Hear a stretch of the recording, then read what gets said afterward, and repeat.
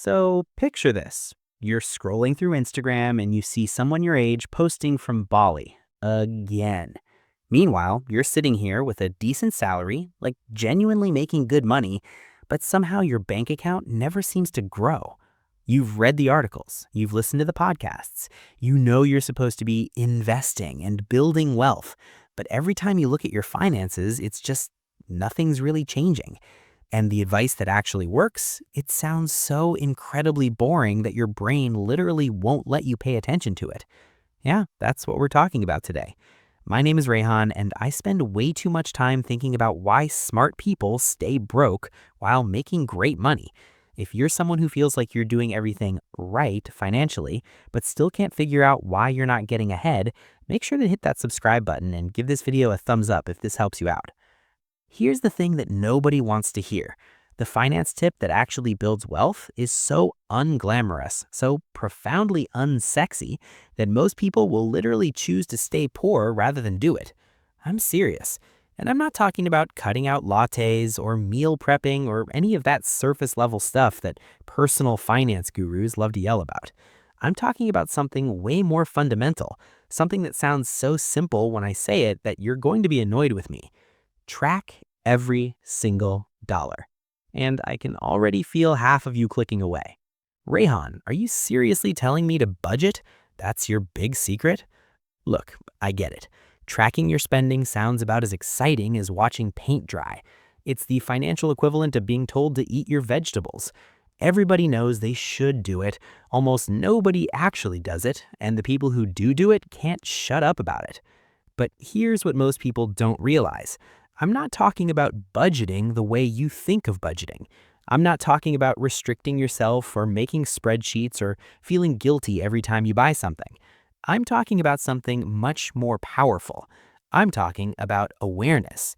Let me show you what I mean with some actual numbers, because this is where it gets really interesting. A study from the Journal of Consumer Research found that people who actively track their spending reduce their expenditures by 10 to 15% on average without even trying to cut back.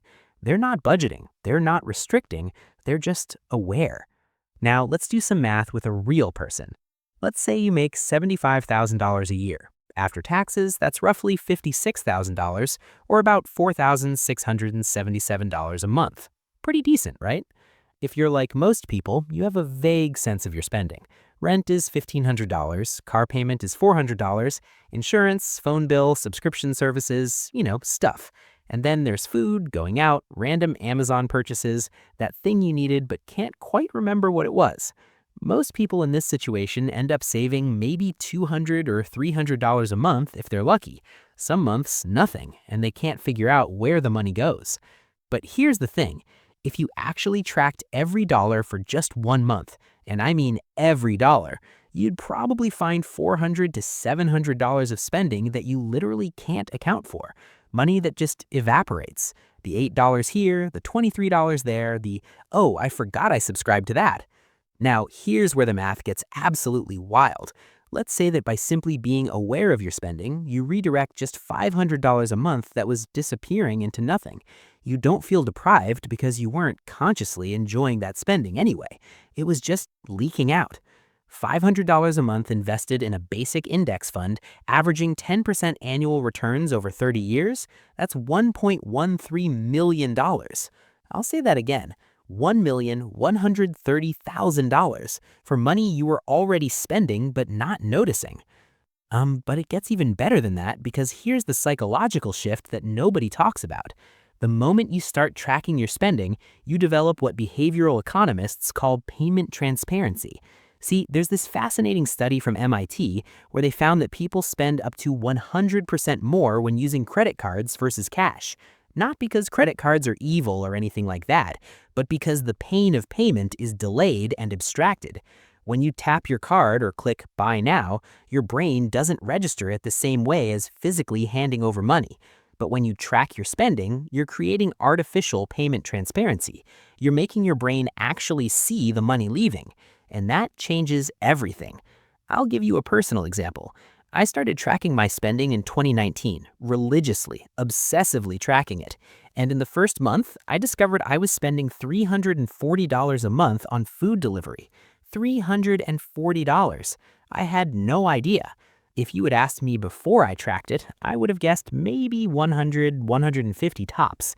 Now you might be thinking, okay, Rehan, but that's just you being irresponsible with DoorDash. And look, fair point. But the thing is, I'm not unusual. A 2023 survey by LendingTree.com found that the average American underestimates their monthly spending by $1,488. $1,400 every single month. Here's what most people don't realize. The reason you're not building wealth isn't because you don't make enough money. It's not even because you're bad with money. It's because you're operating without data. Imagine trying to lose weight without ever stepping on a scale or tracking calories. You'd just be guessing, right? I think I'm eating less, I feel like I'm making progress. Meanwhile, you have no idea if you're in a caloric deficit or surplus. That's what most people do with money. They're trying to build wealth by feeling like they're being responsible without actually measuring anything. And then they're shocked when nothing changes. But this is where it gets really interesting, because tracking your spending does something way more powerful than just showing you where your money goes. It fundamentally changes your relationship with money. Look, when you don't track your spending, every purchase exists in isolation. You buy something, you move on. There's no cumulative effect in your mind. That $50 dinner is just a dinner. That $30 t-shirt is just the t-shirt. But when you track everything, you start seeing patterns. You start seeing that those just a dinner purchases add up to $800 a month. Those just a t-shirt purchases become $200 a month on clothes you barely wear. And something weird happens in your brain. You start seeing yourself as someone who spends $800 on restaurants. You start identifying with that number. And for most people, that creates this cognitive dissonance because it doesn't match their self-image. I'm not someone who spends $800 on restaurants. That can't be right. But it is right. The data doesn't lie. And this is where the magic happens. Once you see yourself clearly, you naturally start to change. Not because you're forcing yourself, not because you're being restrictive, but because your behavior starts to align with who you actually want to be. There's this concept in psychology called self-perception theory, the idea that we develop our attitudes by observing our own behavior. When you track your spending and see that you spend $200 a month on subscription services you barely use, you don't even need willpower to cancel them. You just do it, because keeping them would be inconsistent with how you now see yourself. Now, you might be thinking, Rehan, this sounds exhausting. I don't want to track every single purchase for the rest of my life. I don't want to feel guilty every time I buy something. And I get that, I really do. Nobody wants to feel micromanaged by their own spreadsheet. But here's the thing, you don't have to do it forever. Most people find that after 3 to 6 months of tracking everything, they develop such a clear sense of their spending patterns that they can ease up.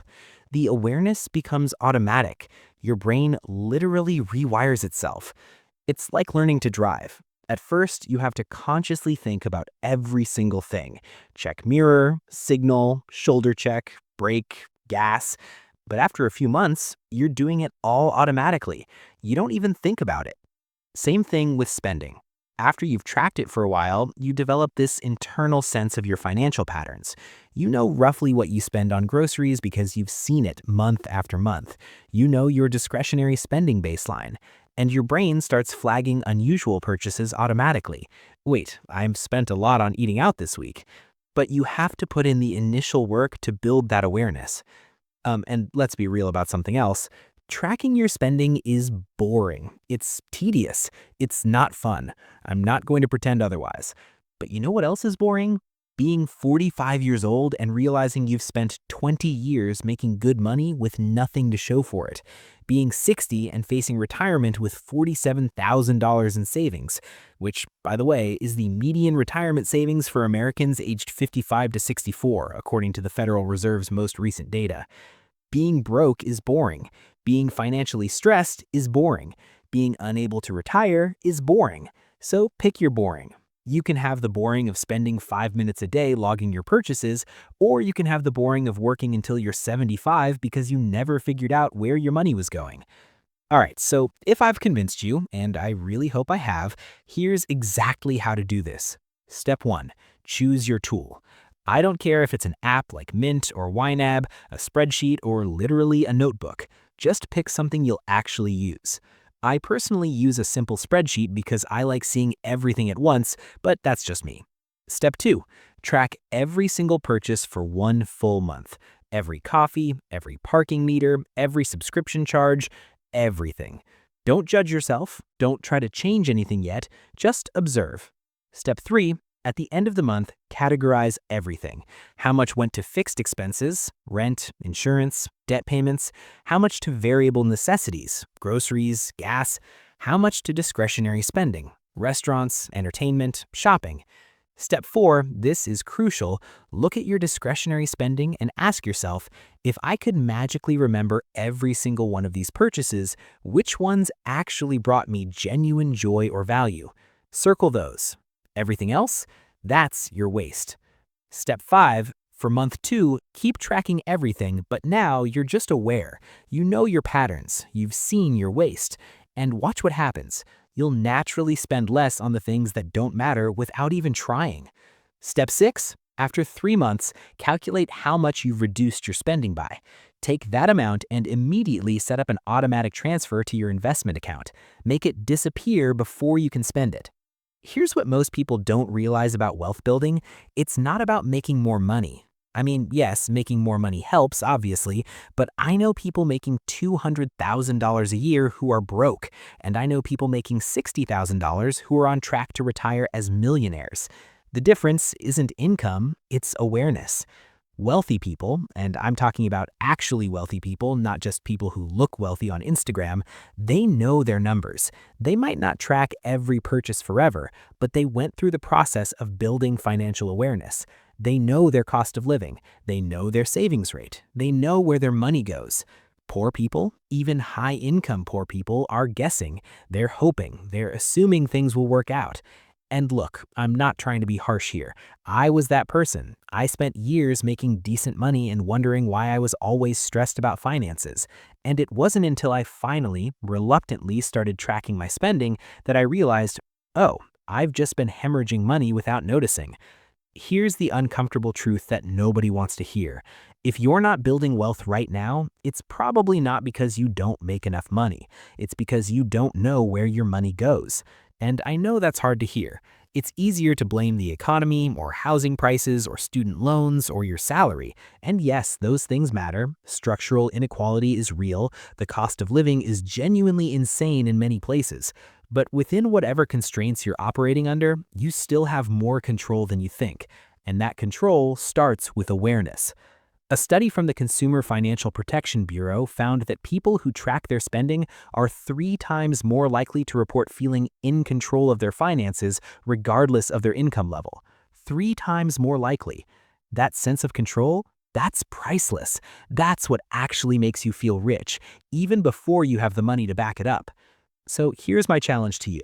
Track every single dollar you spend for the next 30 days.